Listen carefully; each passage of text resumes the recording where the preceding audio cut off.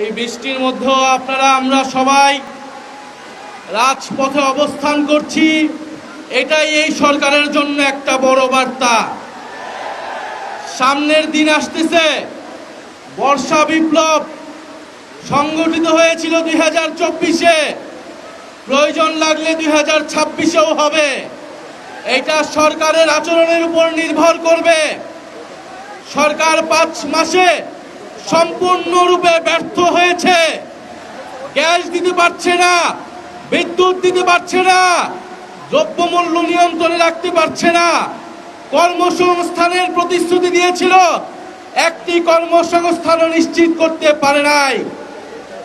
অন্যদিকে আমরা দেখছি বিশ্ববিদ্যালয়গুলোতে, ক্যাম্পাসগুলোতে সরকার দলের নতুন ক্ষমতাসীন ছাত্র সংগঠন, ছাত্র দলের সন্ত্রাসীরা, বিরোধী দলের যারা ছাত্র নেতা রয়েছে, ছাত্র শিবির, ছাত্র সংসদ এবং ছাত্র শক্তির নেতৃবৃন্দদের উপরে নির্বিচারে হামলা করছে।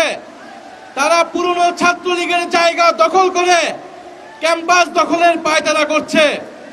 আমরা বলবো, জুলাই গণ অভ্যুত্থানের জুলাই যোদ্ধারা এখনো ক্যাম্পাসগুলোতে রয়েছে। কোনোভাবেই ক্যাম্পাসের দখলদারিত্ব কোনো ক্ষমতাসীন ছাত্র সংগঠনকে আপনারা দেবেন না। আপনাদের রক্ত ঝরছে, বাংলাদেশের মানুষ এটা দেখছে, বাংলাদেশের জনগণ আপনাদের সাথে আছে। এবং ঢাকা শহরের মানুষকে বলবো, আমরা দেখছি রাস্তাঘাটে মহিলারা মিছিল করছে, হাড়ি পাতিল নিয়ে মিছিল করছে, হারিকেন নিয়ে মানুষ নেমে আসছে। কারণ গ্যাস নাই এবং বিদ্যুতের বিল অপ্রয়োজনীয়ভাবে ভুতুরে বিল দিচ্ছে ঢাকা শহরের মানুষের উপরে। এই যে নির্মম অত্যাচার এই সরকার শুরু করেছে, আমরা জানতাম এই অত্যাচার করবে।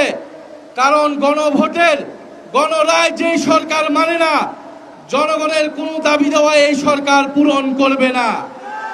ফলে এই সরকার যেই বিশ্বাসঘাতকতা এই নির্বাচনের শুরু থেকেই করেছে, সরকার প্রতি পদে পদে এই বিশ্বাসঘাতকতা বাংলাদেশের জনগণের সাথে করে যাবে। কিন্তু আমরা বাংলাদেশের জনগণ এই সরকারকে কোনোভাবেই এই ধরনের আচরণ করতে দেব না। আজকে আমরা সচিবালয়ের এখানে এসেছি, আজকে আমরা বার্তা দিতে এসেছি, যদি বিএনপির সরকার, যদি তারেক রহমানের সরকার জনগণের মৌলিক অধিকার গ্যাস, বিদ্যুৎ, কর্মসংস্থান এবং দ্রব্যমূল্য নিশ্চিত করতে না পারে, তবে এই সরকার ক্ষমতায় থাকার স্বপ্ন যেন না থাকে, না দেখে। প্রিয় জনগণ, আপনাদেরকে ধন্যবাদ জানাচ্ছি এবং সরকারের প্রতি বলবো, অবিলম্বে গ্যাসের দাম বৃদ্ধি করার কোন ধরনের পায়তারা করলে গদিতে বসতে পারবেন না। আপনারা দফায় দফায় 5 মাসে সিলিন্ডারের দাম বৃদ্ধি করেছেন, বিদ্যুতের দাম বৃদ্ধি করেছেন, জ্বালানির দাম বৃদ্ধি করেছেন, এখন গ্যাসের দাম বৃদ্ধি করার পায়তারা করছেন।